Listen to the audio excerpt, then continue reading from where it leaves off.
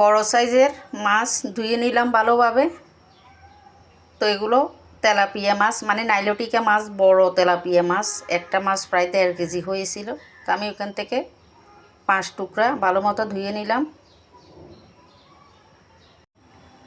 মাছে দিয়ে দিলাম হলুদ গুঁড়া, মরিচ গুঁড়া, লবণ, আদা বাটা, রসুন বাটা, দিয়ে দিব একটু তেল।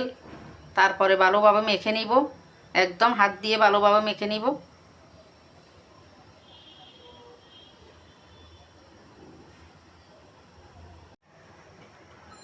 তো তেল দিয়ে ভালোভাবে সব মশলা দিয়ে মেখে নিলাম। দেখতে পাচ্ছেন, আমরা এমনি সাধারণ যে মাছ ভাজা করি তার তুলনায় মাছগুলোতে অনেক বেশি মশলা দেওয়া হয়েছে, হলুদ মরিচও বেশি করে দেওয়া হয়েছে। এই ভাজাটার বৈশিষ্ট্য এইটাই, বেশি করে লবণ, হলুদ, মরিচ সব, লবণ বেশি দিলে তো খাওয়া যাবে না। মরিচ, হলুদ সব বেশি বেশি করে দিতে হবে। দেখেই কেমন গ্রেভি গ্রেভি লোভনীয় লোভনীয় লাগতেছে। ভাজা করলেও অনেক স্বাদ হয় এই ভাজাটা। এটা স্পেশাল মাছ ভাজা। যে কোনো বড় মাছ দিয়ে করা যাবে, তেলাপিয়া মাছ দিয়ে যে করা যাবে শুধু তাই না, যে কোনো মাছ দিয়ে, রুই মাছ, কাতল মাছ, মানে যে কোনো বড় মাছ দিয়ে এইভাবে করা যাবে ভাজাগুলো। মাছগুলো আধা ঘন্টা রেস্টে রাখবো।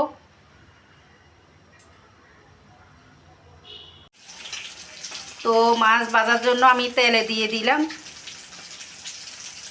উল্টিয়ে পাল্টিয়ে ভাজা করে নিব। এই মাছগুলো ভাজা করার জন্য তেলের পরিমাণ একটু বেশি দিতে হবে।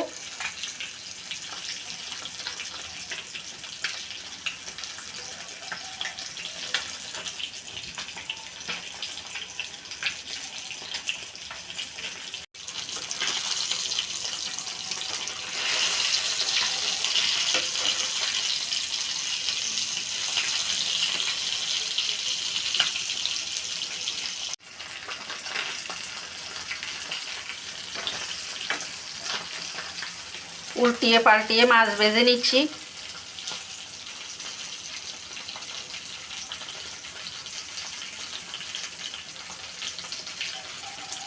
মাছ মাখার পরে যে অবশিষ্ট মশলা আছে ওইগুলোতে আমি পেঁয়াজ আর কাঁচামরিচ মেখে নিলাম।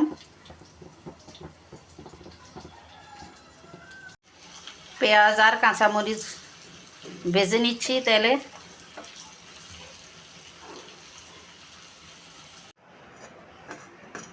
ভেজে রাখা পেঁয়াজ কাঁচামরিচ মাছের সাথে মিশিয়ে দিলাম, মিশিয়ে আর একটু নেড়ে চেড়ে নিলাম।